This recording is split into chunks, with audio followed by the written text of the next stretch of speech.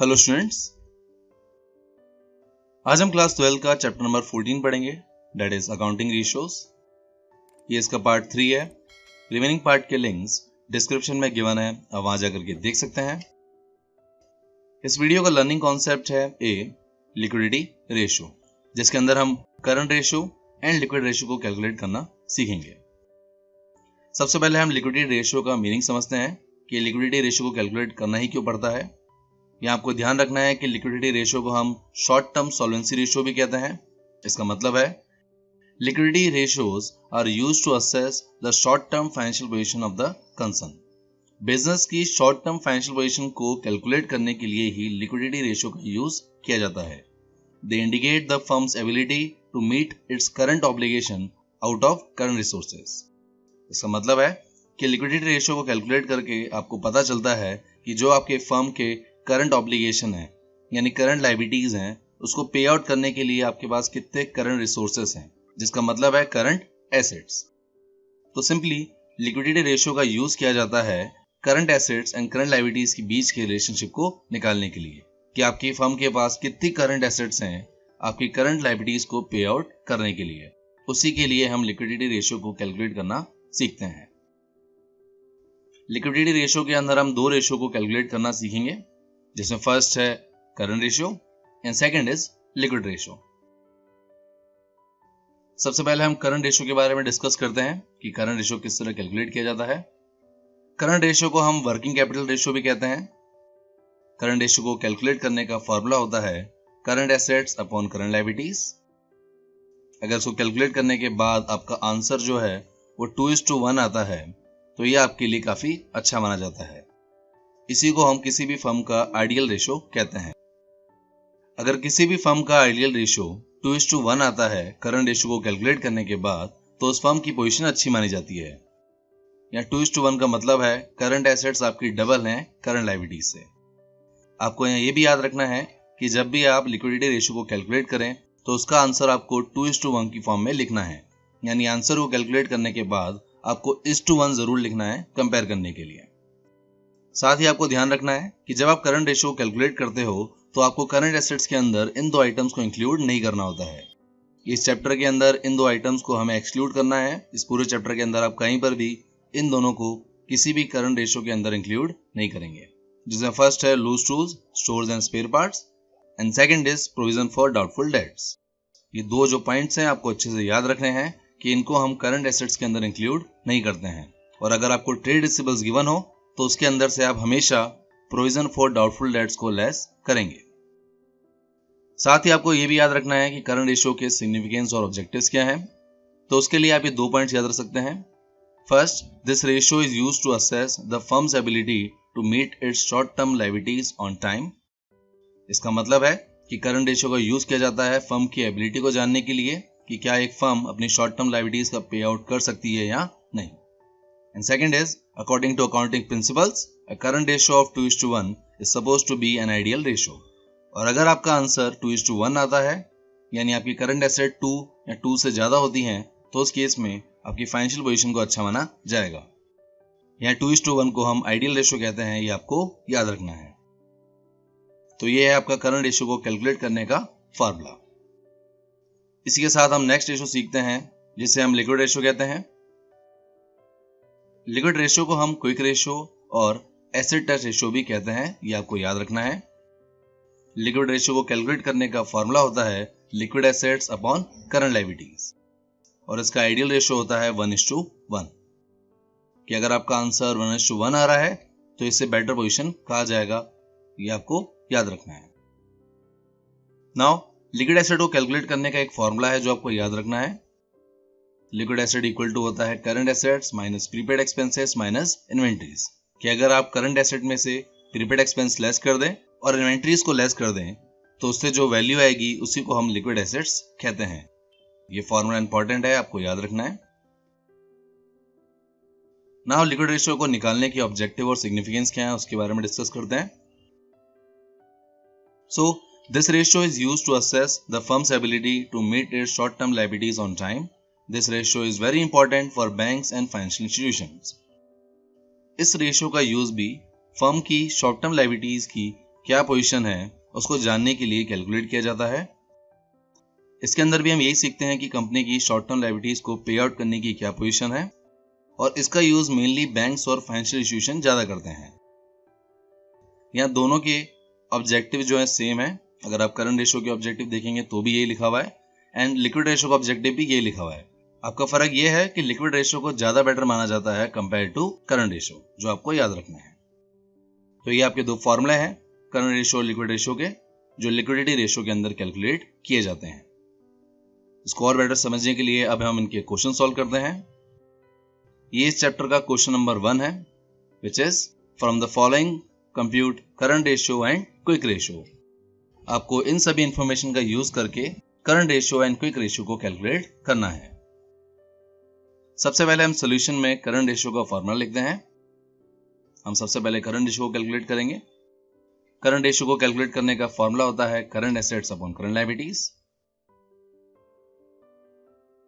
सबसे पहले हम करंट एसेट देखते हैं। करंट एसेट्स बेसिकली वो एसेट्स होती हैं जिनको आप कैश में 12 मंथ्स के अंदर कन्वर्ट कर सकते हैं। तो क्वेश्चन के अंदर आपको वो एसेट देखनी है जिसको आप कैश में 12 महीने के अंदर कन्वर्ट कर सकते हैं। तो देखते हैं। सबसे पहले आपको करंट इन्वेस्टमेंट गिवन है, ये आपकी करंट एसेट है। देन आपको इन्वेंटरीज गिवन है, ये भी आपकी करंट एसेट है। ट्रेड रिसीवेबल्स भी आपके करंट एसेट होते हैं। प्रीपेड एक्सपेंस भी आपकी करंट एसेट है। Short term loans and advances भी आपकी करंट एसेट है। कैश एंड कैश इक्विवेलेंट्स भी आपके लिए करंट एसेट है, एंड एडवांस टैक्स भी आपके लिए करंट एसेट्स हैं। अगर आपको current assets and current liabilities के बारे में और सीखना है तो आप चैप्टर नंबर 10 देख सकते हैं, फाइनेंशियल स्टेटमेंट ऑफ कंपनीज, जिसके अंदर हमने बैलेंस शीट के बारे में पूरा डिस्कशन किया था। अगर आप उस चैप्टर को देख लेंगे तो आपके लिए अकाउंटिंग रेशियोज को सीखना और ज्यादा इजी हो जाएगा। नाउ जितनी भी आपने करंट एसेट्स को मार्क किया है, इन सभी का हम टोटल करेंगे। हम सोल्यूशन में इन सभी वैल्यूज को लिखेंगे। वैल्यूज को लिखने के बाद अगर आप टोटल करेंगे तो करंट एसेट का टोटल आएगा 71,000। इसे हम फॉर्मूले में पुट करेंगे। नाउ हम करंट लायबिलिटीज को कैलकुलेट करते हैं। करंट लायबिलिटीज बेसिकली वो लायबिलिटीज होती हैं जिसका पेमेंट आप 12 महीने के अंदर कर देते हैं। क्वेश्चंस में हम ढूंढते हैं। तो क्वेश्चन में point number 4 short term borrowings, ये आपके लिए करंट लायबिलिटी है। ट्रेड पेबल्स भी आपके लिए करंट लायबिलिटी है। शॉर्ट टर्म प्रोविजन भी आपके लिए करंट लायबिलिटी है, एंड अदर करंट लायबिलिटीज भी आपके लिए करंट लायबिलिटीज है। इसके तो नाम में ही करंट लायबिलिटीज लिखा हुआ है। सो इन सभी वैल्यूज को हम आंसर में पुट करते हैं। इन सभी वैल्यूज को टोटल करेंगे। टोटल करने से आपकी करंट लायबिलिटीज आएंगी 30,500, और इसको हम फॉर्मूले में पुट करेंगे। इसको सॉल्व करने से आपका आंसर आएगा 2.33:1। आपको यहाँ याद रखना है कि हमेशा रेशियो को कैलकुलेट करने के बाद, पूरी तरह डिवाइड करने के बाद एंड में 1:1 लिखना मत भूलना। और इस तरह आपका करंट रेशियो कंप्लीट होता है। तो करंट रेशियो को कैलकुलेट इस तरह किया जाता है। नाउ हम क्विक रेशियो को कैलकुलेट करेंगे।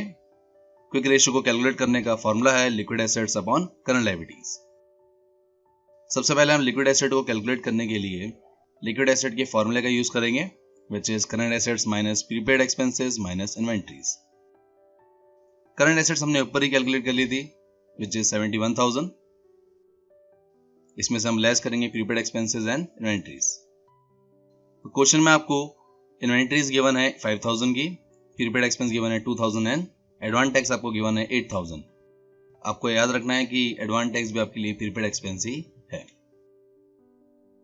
तो हम इन तीनों को लेस करेंगे। इन तीनों को लेस करने के बाद आपका वैल्यू आएगी 56,000, और इसी को हम लिक्विड एसेट्स कहते हैं। इसको हम फॉर्मूले में पुट करेंगे। आपकी लिक्विड एसेट्स हो गई 56,000।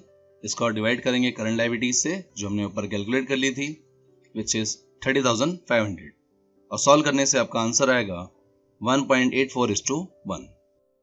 और इस तरह आपका क्विक रेशियो भी कंप्लीट होता है। तो हम इस तरह current ratio and quick ratio को कैलकुलेट करते हैं। याद रखना है आपको कि क्विक रेशियो को ही हम लिक्विड रेशियो कहते हैं, ये बस एक दूसरा नाम है लिक्विड रेशियो का। नाउ हम इसके और क्वेश्चंस को सॉल्व करते हैं। दूसरे क्वेश्चन को सॉल्व करने के लिए सबसे पहले हम कुछ कॉन्सेप्ट्स को याद रख लेते हैं। यहाँ बैलेंस शीट को शॉर्ट फॉर्म में डिस्कस करने वाले हैं। इस बैलेंस शीट को आपको याद रखना है। ये बैलेंस शीट आपकी काफी ज्यादा हेल्पफुल होगी मिसिंग वैल्यूज को कैलकुलेट करने के लिए। हम जानते हैं बैलेंस शीट की दो साइड्स होती हैं। First side liability side. Liability side के अंदर हम share holder fund, non current liabilities and current liabilities को लिखते हैं, जहां नॉन करंट लायबिलिटीज को हम लॉन्ग टर्म बोरिंग्स भी कहते हैं एंड करंट लायबिलिटीज को हम शॉर्ट टर्म बोरिंग्स भी कहते हैं। देन एसेट साइड के अंदर हम लिखते हैं current assets and non current assets. तो इस फॉर्मेट को आपको अच्छे से याद रखना है। ये फॉर्मेट काफी हेल्पफुल होगा पूरे चैप्टर में मिसिंग वैल्यूज को कैलकुलेट करने के लिए। इसी के साथ एक और फॉर्मूला है जो आपको याद रखना है, which is working capital equal to current assets minus current liabilities. ये भी काफी इंपॉर्टेंट फॉर्मूला है जो आपके क्वेश्चन को सॉल्व करने में काफी हेल्पफुल होगा। तो यहाँ आपको बैलेंस शीट और इस फॉर्मूले को अच्छे से याद रखना है, जिसका यूज अभी हम क्वेश्चन में सॉल्व करते हुए सीखेंगे। तो हम नेक्स्ट क्वेश्चन सॉल्व करते हैं। ये क्वेश्चन नंबर 2 है इस चैप्टर का। Calculate the current ratio from the following information. आपको यहाँ इन सभी इंफॉर्मेशन का यूज करके करंट रेशियो को कैलकुलेट करना है। सबसे पहले हम सॉल्यूशन में करंट रेशियो का फॉर्मूला लिखेंगे। करंट रेशियो का फॉर्मूला है current assets upon current liabilities. तो अगर आप क्वेश्चन में देखें तो आपको क्वेश्चन में ना तो करंट एसेट गिवन है और ना ही करंट लायबिलिटी। तो इस केस में हम बैलेंस शीट का यूज करके मिसिंग वैल्यूज को कैलकुलेट करेंगे। मींस हम बैलेंस शीट का यूज करके current asset and current liability को कैलकुलेट करेंगे। ये आपका बैलेंस शीट का फॉर्मेट है। इसके अंदर हम उन सभी वैल्यूज को लिखेंगे जो आपको क्वेश्चन में गिवन है। सबसे पहले आपको क्वेश्चन के अंदर टोटल एसेट गिवन है 8 लाख रुपीज। तो हम एसेट के टोटल साइड में 8 लाख लिखेंगे। अगर आप current asset and non current asset को जोड़ोगे तो उससे जो अमाउंट आएगा उसी को हम टोटल एसेट कहते हैं, which is 8 lakh. Then question के अंदर आपको fix assets and non current investment given है 5,40,000 एंड 1,10,000। ये आपकी नॉन करंट एसेट होती है, तो उसको हम नॉन करंट एसेट के अंदर लिखेंगे, जिसका टोटल आउटसाइड कॉलम में आएगा 6,50,000। देन क्वेश्चन के अंदर आपको शेयर होल्डर फंड गिवन है 6 लाख, तो इसको हम लायबिलिटी साइड में लिखेंगे शेयर होल्डर फंड के अंदर 6 लाख रुपीज। देन क्वेश्चन में आपको गिवन है नॉन करंट लायबिलिटीज 80,000, इसको हम लायबिलिटी साइड में नॉन करंट लायबिलिटीज के अंदर लिखेंगे 80,000। नाउ आपने सभी चीजों को क्वेश्चन में पुट कर लिया है। सभी चीजों को लिखने के बाद अब हम मिसिंग वैल्यूज को कैलकुलेट करेंगे। सबसे पहले हम करंट एसेट देखते हैं। तो अगर आप 8 लाख रुपीज में से 6,50,000 को लेस कर देंगे तो उससे आपकी करंट एसेट आ जाएगी 1,50,000। इसी तरह हम करंट लायबिलिटी को कैलकुलेट करते हैं। हम जानते हैं एसेट का जो टोटल है वही आपकी लायबिलिटीज का टोटल होगा, विच इज 8 लाख। और अगर आप 8 लाख में से 6,80,000 को लेस कर देंगे तो आपकी करंट लायबिलिटीज आ जाएंगी 1,20,000। नाउ आपकी current asset and current liabilities दोनों आ गई हैं। आपको इन दोनों को सिंपली फॉर्मूले में पुट करना है और उसको सॉल्व करने से आपका आंसर आ जाएगा 1.25:1 और इस तरह आपका आंसर कंप्लीट होता है। तो इस तरह हमने क्वेश्चन में बैलेंस शीट का यूज करके करंट रेशियो को कैलकुलेट किया, जो आपको अच्छे से याद रखना है। इस तरह हम एक और क्वेश्चन को सॉल्व करते हैं।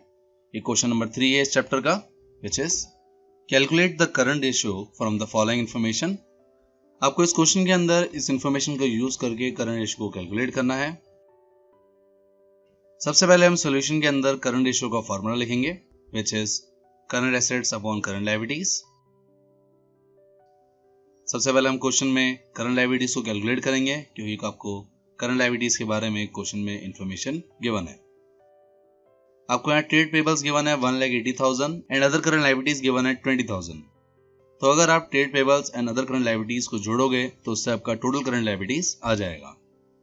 आप सोल्यूशन में लिखेंगे 1,80,000 प्लस 20,000 इक्वल टू 2 लाख। तो इस तरह आपका करंट लायबिलिटीज कैलकुलेट होता है। नाउ हम वर्किंग कैपिटल फॉर्मूले का यूज करके करंट एसेट्स को कैलकुलेट करेंगे। हम जानते हैं वर्किंग कैपिटल का फॉर्मूला होता है current assets minus current liabilities. आपने यहाँ पर करंट लायबिलिटीज को कैलकुलेट कर लिया है, विच इज 2 लाख, और आपको क्वेश्चन के अंदर वर्किंग कैपिटल गिवन है, विच इज 6 लाख। इसे आप फॉर्मूले में पुट करेंगे एंड देन इस इक्वेशन को सॉल्व करेंगे, जिससे आपका करंट एसेट इक्वल टू आएगा 6 लाख प्लस 2 लाख, जिससे करंट एसेट्स की वैल्यू आ जाएगी 8 लाख रुपीज। तो इस तरह आप वर्किंग कैपिटल के फॉर्मूले का यूज करके भी करंट एसेट को एंड करंट लायबिलिटीज को कैलकुलेट कर सकते हो। आपने यहाँ पर करंट एसेट की वैल्यू निकाल ली है 8 लाख एंड करंट लायबिलिटीज की वैल्यू निकाल ली है 2 लाख। इन दोनों को हम फॉर्मूले में पुट करेंगे। फॉर्मूले में पुट करने के बाद इसको सॉल्व करेंगे, जिससे आपका आंसर आएगा 4:1 और इस तरह आपका क्वेश्चन कंप्लीट होता है। आई होप आपको ये क्वेश्चन समझ आ गया होगा। अगर आपको इन क्वेश्चंस में कोई भी डाउट है तो उसके बारे में आप मुझे कमेंट सेक्शन में पूछ सकते हैं। और इस तरह इस वीडियो के सभी कॉन्सेप्ट कंप्लीट होते हैं। पार्ट नंबर 4 के अंदर हम और क्वेश्चन सॉल्व करेंगे लिक्विडिटी रेशियो के, जो इससे टफ होंगे। So thank you guys for watching this video. अगर वीडियो अच्छा लगे तो लाइक कीजिए। For more videos subscribe my channel success it. इस चैप्टर के नोट्स के लिए आप मुझे व्हाट्सएप पर कांटेक्ट कर सकते हैं।